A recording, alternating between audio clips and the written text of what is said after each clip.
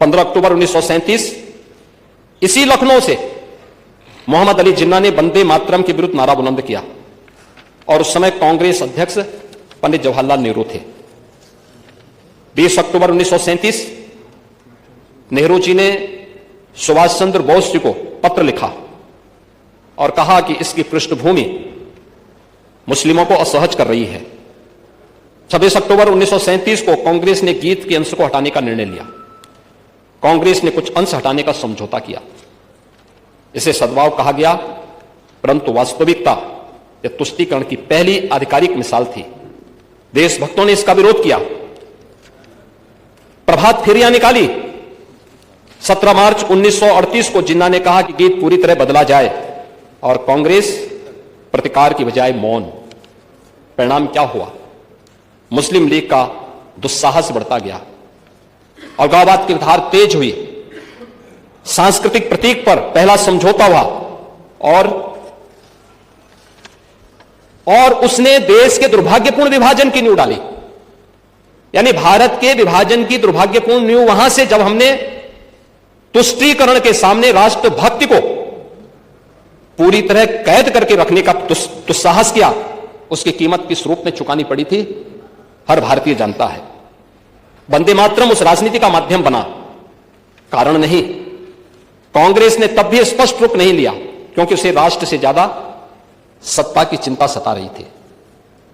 इस पूरे घटनाक्रम में तत्कालीन कांग्रेस नेतृत्व की भूमिका सबसे अधिक आपत्तिजनक रही। विवाद से बचने के नाम पर राष्ट्रीय प्रतीकों को बार बार सौदेबाजी की मेज पर रखा गया। ये उदारता नहीं थी, मान्यवर, यह सत्ता लोलुपता थी। यही तुष्टीकरण की नीति आज तक की राजनीति में दिखाई देती है। वंदे मातरम पर समझौता ये भारत विभाजन की एक मनोवैज्ञानिक भूमिका को बनाने की दिशा में एक षड्यंत्र था। 24 जनवरी 1950 को संविधान सभा द्वारा जिस खंडित वंदे मातरम को मान्यता दी गई वह कांग्रेस की उसी तुष्टीकरण नीति का परिणाम था। राष्ट्र ने गीत को अपनाया, लेकिन कांग्रेस पहले ही उसे काट चुकी थी। उसी तुष्टीकरण ने अलगाववाद को ताकत दी और अंततः 1905 में विभाजन भी हुआ था। जब ब्रिटिश गवर्नमेंट ने बंगाल विभाजन की नींव रखने का कुत्सित प्रयास किया था, तब भारत की जनता ने प्रतिशोध के रूप में जो हथियार उठाया था वह हथियार वंदे मातरम का था। प्रभात फेरियां, सत्याग्रह, स्वाधीनता का गान वंदे मातरम बन गया। रविंद्रनाथ ठाकुर ने इसे भारत की आत्मा कहा, अरविंद घोष ने इसे मंत्र कहा। वंदे मातरम बंग भंग आंदोलन का प्राण बन गया। इस गीत की गूंज विद्यालयों, सभाओं, जुलूसों और हर उस मार्ग पर सुनाई देती थी जहां पर स्वतंत्रता का स्वप्न जीवित था। फांसी पर चढ़ते हुए क्रांतिकारियों के अधरों पर अंतिम उच्चारण था वंदे मातरम। गुरुदेव रविंद्रनाथ टैगोर ने जब इसे अपने स्वर में गाया तो यह केवल गीत नहीं रहा, बल्कि भारत की एक आध्यात्मिक अनुभूति बन गई। यह वही क्षण था जब वंदे मातरम काव्य से निकलकर आंदोलन और राष्ट्रभक्ति की ऊर्जा भी बन गया। वर्ष 1907 में मैडम भीकाजी कामा ने बर्लिन के स्टटगार्ड में भारत के बाहर पहली बार तिरंगा झंडा फहराया। इस झंडे पर वंदे मातरम लिखा था।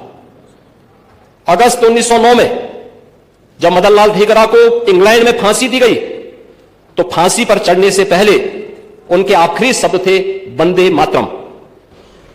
1909 में पेरिस में रहने वाले भारतीय देशभक्तों ने भी जिनेवा में वंदे मातरम नामक पत्रिका का प्रकाशन शुरू किया। अक्टूबर 1912 में गोपाल कृष्ण गोखले का केप टाउन में वंदे मातरम के नारों के साथ एक भव्य जुलूस के साथ भी स्वागत किया गया। और काकोरी के जो महानायक हैं पंडित रामप्रसाद बिस्मिल की जो प्रतिबंधित पुस्तक थी क्रांति गीतांजलि, इसमें पहला गीत मातृवंदना वंदे मातरम ही था।